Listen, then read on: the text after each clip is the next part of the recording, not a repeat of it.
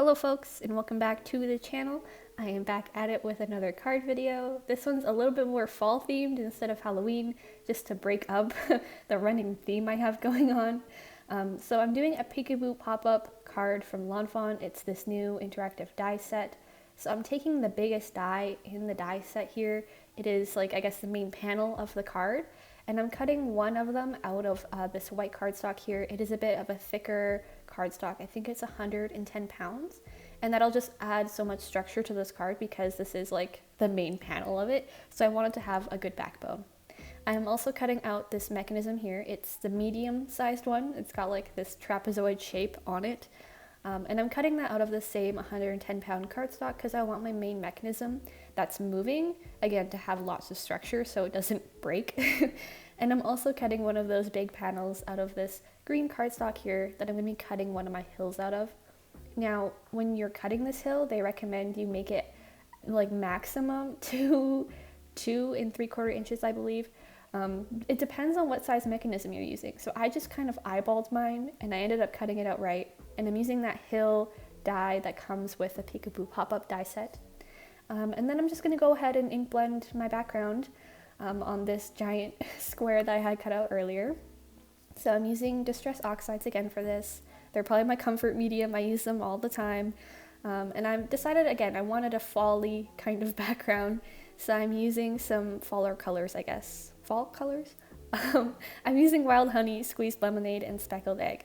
So I'm going in with Wild Honey kind of near the bottom where I'm going to have my grass coming up from. I'm going to blend that into the Squeezed Lemonade, blending them in the middle, trying to get a nice blend. And then I'm going to go in with Speckled Egg right at the very top. And I'm trying not to blend it too much with the yellow because I don't really want green in my sky, but I do kind of go over it just a little so it's not like this awkward ridge. But I don't end up really trying to go and blend everything into one nice gradient here. I try to have a bit of a space so I don't get these weird intermediary colors like green in the sky. I know the sky can be green, but I didn't really want that for this card, so that is what I'm doing here.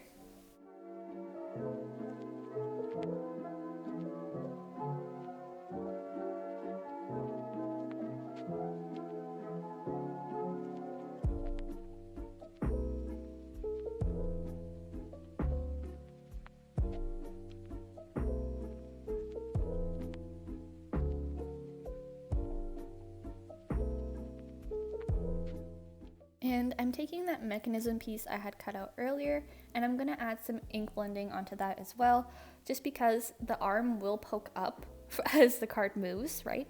And at some points you kind of can see it, so I don't want it to be this stark white that's going to distract from the card. I want it to blend into the background, so that is what I'm doing here. I'm taking those same colors, Wild Honey and Squeezed Lemonade, and I'm just going to add a little bit of color to it. Very simple, very easy, using a little sticky note to keep away the fingerprints. And then I'm taking that hill piece I had cut out earlier as well, and I'm just going to add some Distress ink to it. The Distress ink is like less opaque of a pigment. It's very watery. It'll kind of blend into the background in a very natural way instead of just sitting on top of it, I guess. So I'm using Mowed because it matches really well with this cardstock color, and it just looks like a natural shadow on my hillside.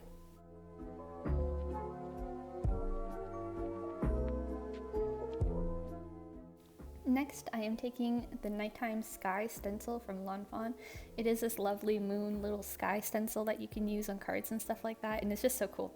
And I wanted to add some clouds to my background because, like, why not? It would be kind of cool. So I'm masking off using some post-it tape, these little stars here, just so I don't accidentally stencil those onto my background as well. And I'm using some Fawn Yeti ink. It's this very pigmented ink from Fawn that is like this white. So, and I'm using a Gina K brush. I would recommend using one of those magnet mats if you have them to kind of hold your stencil down, but I just held it down with my hands because I didn't have the patience. I wanted to add the clouds now, and I'm just stenciling all these little clouds onto my background. So I'm doing these two little ones in one corner, and then this big long one right in the middle of the sky here on the other side, just to add some interest and stuff like that. Again, if you don't want to do clouds, you don't have to. This is totally optional, but I thought they would be kind of jazzy for my little background.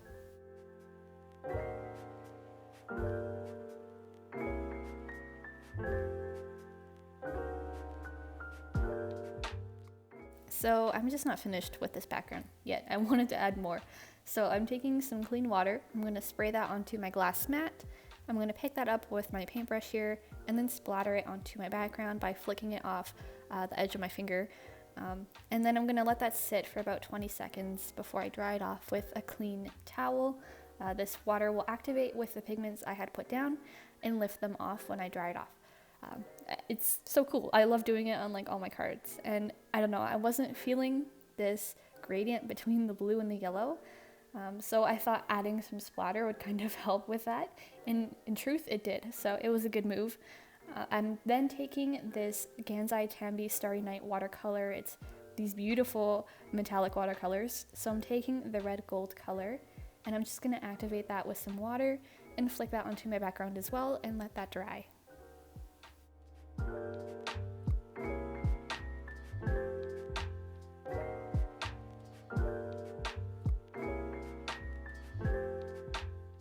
With my background all dry now, I can go ahead and score it along these embossing lines that are kind of embossed into the background when you run this through the die cutting machine. The die already has these lines so that when you are going to go ahead and assemble the card, you know where to fold and the paper will just kind of want to go into this shape organically.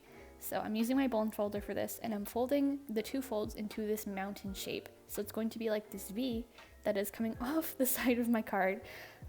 I'm sure looking at it is a little more self-explanatory than me trying to word it. And then on my hillside, I have the score lines on the opposite side of my background. That is important to note when you are cutting out your dies. And then I'm folding this in the opposite way, so I have a valley, so a V dipping out of the hill. And then I'm also going to score my mechanism piece here. I'm folding it towards me on both sides, and I'm using my bone folder to get nice creases. And this is going to be the mechanism that will actually move in my card. So I'm taking that little hillside, I'm going to flip it over and add some of this Sukwang tape. It's really strong stuff, so I want it to hold my card together really well. And I'm going to add that to this little rectangle I have here on the side. And then I'm going to line up these two curved edges because they just fit perfectly together. And then I'm going to open it like a book. And this is like one step to putting this card together. Next, I'm taking this mechanism here and I'm going to kind of eyeball where I want my skunk to go. And then I'm just going to add some tape onto this little triangle of the mechanism. This will hold it down to my card. And then I'm going to go ahead and remove that backing paper and stick it on. I want it kind of below the stitching line and close to the fold like the book, but I don't want it overlapping so that it can move. Next, I'm kind of seeing how high my hill comes up on this, I guess, rightmost flap I have on my background. I'm going to add some tape to where the hill is going to go, fold it inwards, and then kind of line up these two edges here. So it all kind of folds together really nicely, and when it is folded like this, it will fit into a standard like card size envelope, which is really cool. But then when you pull it away, the little mechanism will come up and my little skunk, or whatever you kind of glue on this, will kind of pop out of the hill like a little surprise. It's just so cool. I love putting these together. They are surprisingly simple despite my awful explanations, but I promise they are really easy to put together and just really neat. So I am just gluing some of these cut and colored images I have together. I have these skunks from the Scent with Love stamp set, and then I'm adding some little cider cups into their little hands. These are from the Apple-solutely awesome stamp set from Fawn. This is like the newer one. And then I have this little ant, and he's gonna be holding a little apple, like he's like stealing it, I guess. And that is from the Crazy Antics stamp set. I also kind of have a little picnic blanket and a picnic basket from that stamp set. I have some trees and stuff colored already. And here I have one of those skunks I had cut and colored again off camera, and I just kind of taped him down behind the mechanism, or with tape behind the mechanism, just to eyeball where I want him to go, making sure I like the placement and everything. And then I'm going to tape him down using this I guess tape runner adhesive, and it's not the most permanent adhesive. Like I can kind of wiggle him around and stuff like this, as you can see here, so I can make sure that he doesn't really stick out from the bottom too much and that he will be like a good surprise. So that is what I'm doing. And then once I'm happy with where he is, I can go ahead and cut off the excess at the top with a pair of scissors.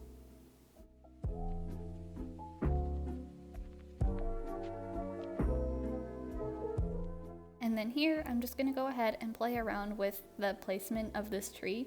I want it to look like my little skunk is kind of picking apples from the tree when the card is fully extended. So I'm gonna go ahead and make sure that I have like enough room to wiggle this tree behind this hill. I'm gonna glue it down using some of that same tape runner. Again, it's not fully permanent, so if I don't like where it goes, I can still kind of wiggle it around and get it into a good place. And so, you know, I'm like happy with how the card turns out. And yeah, and then I'm just gonna stick it down to the background, and my little skunk can be picking his apples and enjoying the fall season, you guys. It's crazy. And then I'm also gluing down this little sign here. It is from the Apple-solutely awesome stamp set, and it just says fresh apples, I believe. Yeah, and then it's just like, it looks like he's like in a little orchard, you know? He's chilling, he's having a good time in the fall season. And then I'm going to go ahead and glue down this little ladder here. So it doesn't look like he's floating in space, it looks like he's on a ladder. And the ladder is just kind of sticking out in the middle of nowhere when the card is folded, but then, you know, the skunk comes out and it's like a surprise, and then it makes sense, like what he's doing, I guess. And then I'm also gluing down this little basket full of apples. Like he has quite the bounty at this point. He's been at it for a little while. And then I'm also eyeballing, again, where I want the placement of my other elements. So I have this little picnic blanket here. So I'm just going to figure out where I want that to go, how high I want this other skunk to be on the card. And I'm gluing the skunk down only on this rightmost folded edge because it's going to kind of fold on top of everything. So he's going to be sitting on top of a lot of other elements, if that makes sense. Because this is fully extended, I have to consider where all these elements are going for when it folds together as well. So playing around with like opening and closing your card while adding all your elements, I think is a great idea, just to make sure you're not gluing things in places where they shouldn't be glued, I guess. So I'm using a mixture of liquid glue and tape runner for this, and I'm just kind of assembling my scene. I have a little pie on the blanket. I have these two skunks. They're like having a little toast, I guess, to the harvest season. I'm moving, you know, the bushel of apples upwards just to make space. And that's the beauty of the tape runner. Again, like I can just kind of play around with everything. And yeah, I have this little ant. He's kind of tucked away in one of the folds, so he's not going to be seen until you fully extend the card. I'm gluing an apple into the hand of the little skunk here, so it looks like he's actually picking apples.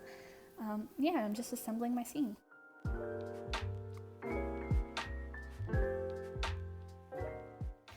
I'm also adding, as you can see, this little half apple and this little ant as well in this one little corner here.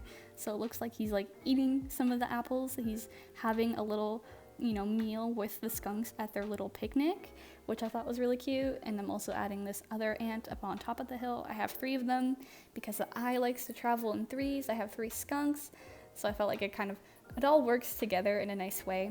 And I'm gonna go ahead and add gel pen and stuff like that off camera to clean up any lines, add some glitter, and add some black lace pen to the eyes so they're all nice and shiny. And I am taking my stamping press here. I have this yellow piece of cardstock cut out.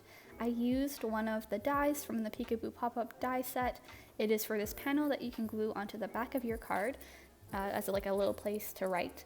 So I decided to add that because why not? So I took some yellow cardstock. I felt like it fit the color theme of my card here. And then I'm adding my sentiment, which is your Apple-solutely awesome. Fits the theme very well, and it is from the Apple-solutely awesome stamp set. And I'm gonna stamp that with Chili Pepper Lawn Fawn ink. It's a nice red, and it kind of fits the color theme as well, matches those red apples I have on the front. And then I'm just gonna stick that down onto the back side of my card, making sure it's in the right direction, like it's not upside down or anything. And I'm gonna tape that down using some tape runner. And this about finishes off the card making process, so I hope you learned something with me today or enjoyed the video. Feel free to like, comment, subscribe, share this video with others. It's a great way to support the channel. I also have an Instagram down below if you want to follow me there. Thank you so much for watching. I hope you have a great day.